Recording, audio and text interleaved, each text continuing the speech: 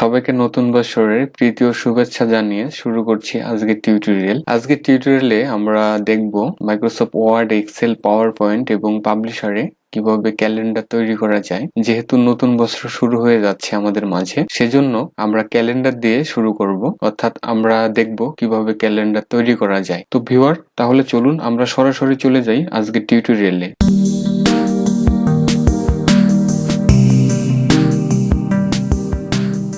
আমরা প্রথমে দেখব মাইক্রোসফট ওয়ার্ডে কিভাবে ক্যালেন্ডার তৈরি করা যায়। আমি এখানে অফিস অ্যাপ্লিকেশন হিসেবে 2016 এখানে ব্যবহার করেছি।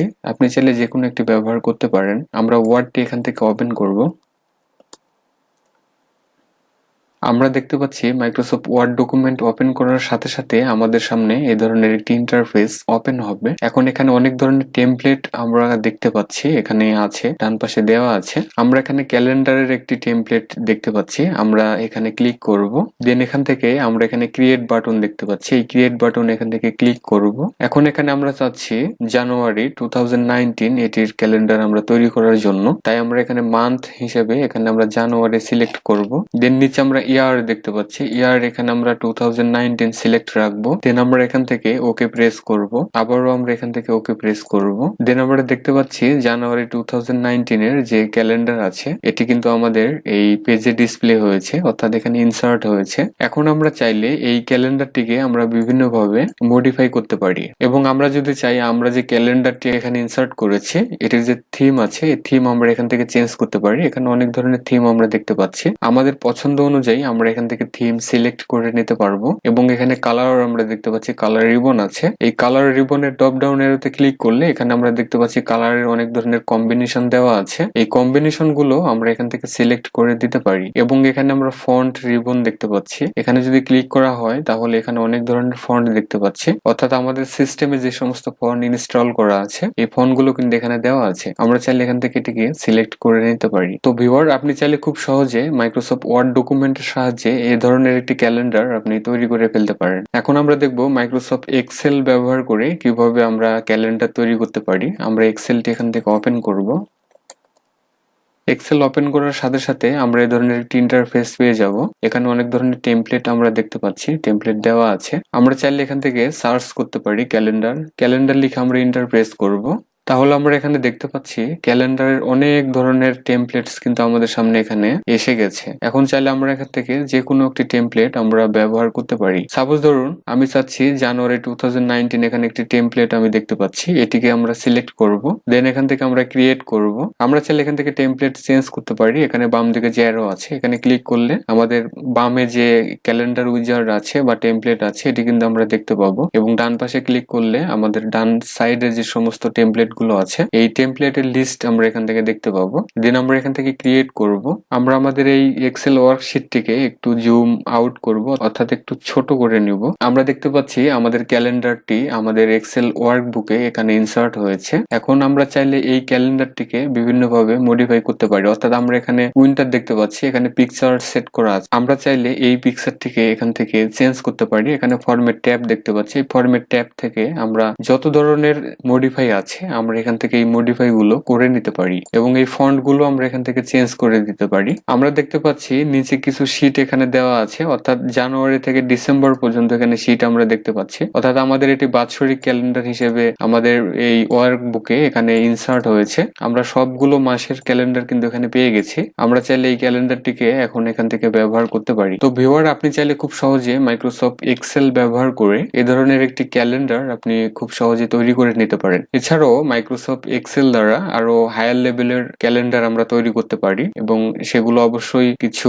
সূত্রের সাহায্যে আমরা ক্যালেন্ডার তৈরি করে নিতে পারি। তো আমরা পরবর্তীতে অ্যাডভান্স লেভেলের কিছু টিপস আমরা দেখব। এজন্য ভিউয়ার, অবশ্যই আমার চ্যানেলটিকে সাবস্ক্রাইব করে রাখবেন। আমরা এখন দেখব মাইক্রোসফট পাওয়ার পয়েন্ট প্রেজেন্টেশন ব্যবহার করে কিভাবে ক্যালেন্ডার উইজার্ড তৈরি করা যায়। আমরা এখান থেকে পাওয়ার পয়েন্ট ওপেন করব। দেন পাওয়ার পয়েন্ট ওপেন করার সাথে সাথে আমরা এই ধরনের একটি ইন্টারফেস আমরা পেয়ে যাব। এই ইন্টারফেসের আমরা এখানে এখানে দেখতে পাচ্ছি অনেকগুলো টেমপ্লেট দেওয়া আছে। আমরা এখানে দেখতে পাচ্ছি ক্যালেন্ডারের একটি টেমপ্লেট এখানে দেওয়া আছে, অথবা আমরা চাইলে এখান থেকে সার্চ করতে পারি। আমরা যদি এখানে ক্যালেন্ডার লিখে সার্চ করি তাহলে আমরা কিন্তু ক্যালেন্ডার পেয়ে যাব। তো আমরা দেখতে পাচ্ছি এখানে আমাদের টেমপ্লেট এখানে দেওয়া আছে ক্যালেন্ডার। এই ক্যালেন্ডারে আমরা ক্লিক করব, দেন এখান থেকে আমরা ক্রিয়েট যে বাটন আছে এই বাটনে ক্লিক করব।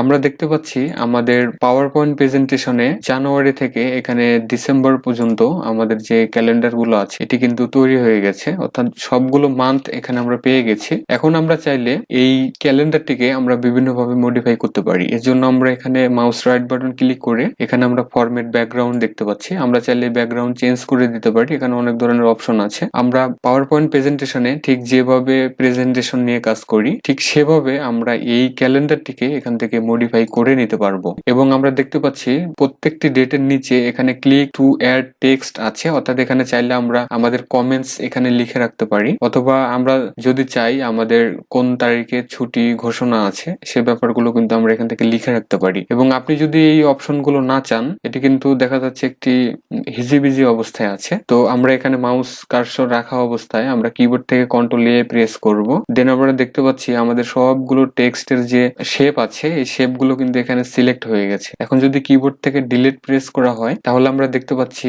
সবগুলো টেক্সট বক্স এখান থেকে কিন্তু আউট হয়ে গেছে। এখন আমরা চাইলে এই ক্যালেন্ডারটিকে বিভিন্নভাবে ব্যবহার করতে পারি। ভিউয়ার, আপনি চাইলে খুব সহজে পাওয়ার পয়েন্ট প্রেজেন্টেশনের মাধ্যমে এ ধরনের একটি ক্যালেন্ডার আপনি খুব সহজেই তৈরি করে ফেলতে পারেন। আমরা এখন দেখব মাইক্রোসফট পাবলিশার ব্যবহার করে কিভাবে ক্যালেন্ডার তৈরি করা যায়। আমরা এখান থেকে পাবলিশারটি ওপেন করব।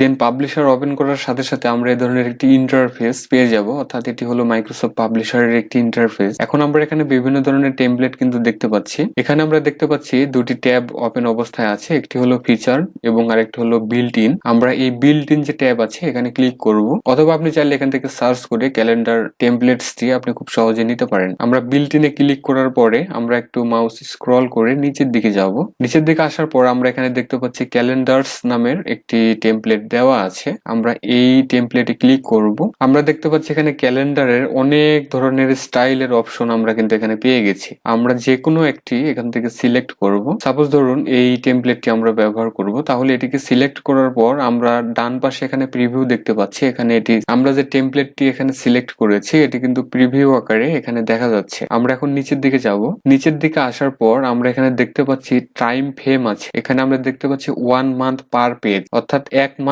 একটি মাত্র পেজে এখানে সাপোর্ট হবে। এবং নিচে আমরা দেখতে পাচ্ছি 1 ইয়ার পার পেজ, অর্থাৎ একটি পেজে 12 মাসের ক্যালেন্ডার একসাথে ভিউ হবে। আমরা চাইলে এখান থেকে একটি পেজে 1 মাসের ক্যালেন্ডার ক্রিয়েট করতে পারি, অথবা এক পেজে 12 মাসের ক্যালেন্ডারটি খুব সহজে ক্রিয়েট করতে পারি। আমরা চাচ্ছি এক পেজে 12 মাসের ক্যালেন্ডারটি তৈরি করার জন্য। এজন্য বামে যে অপশন বা রেডিও বাটন আছে এটি আমরা সিলেক্ট করব। দেন এখন আমাদেরকে এখান থেকে ডেট সিলেক্ট করতে হবে, অর্থাৎ কোন মাসের আমরা ক্যালেন্ডার ক্রিয়েট করব।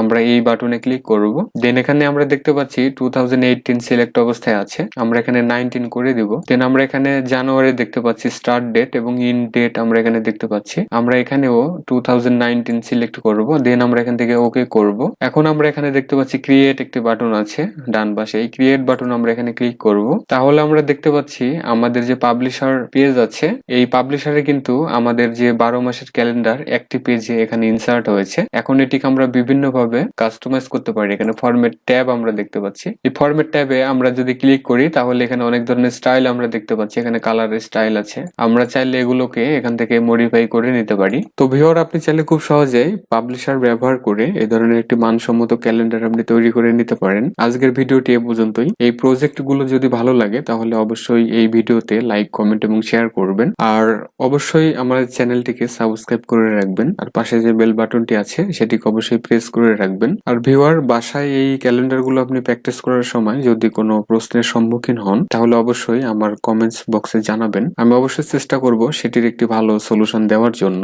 সবাইকে আবারও নতুন বছরের শুভেচ্ছা জানিয়ে শেষ করছি। আল্লাহ হাফেজ।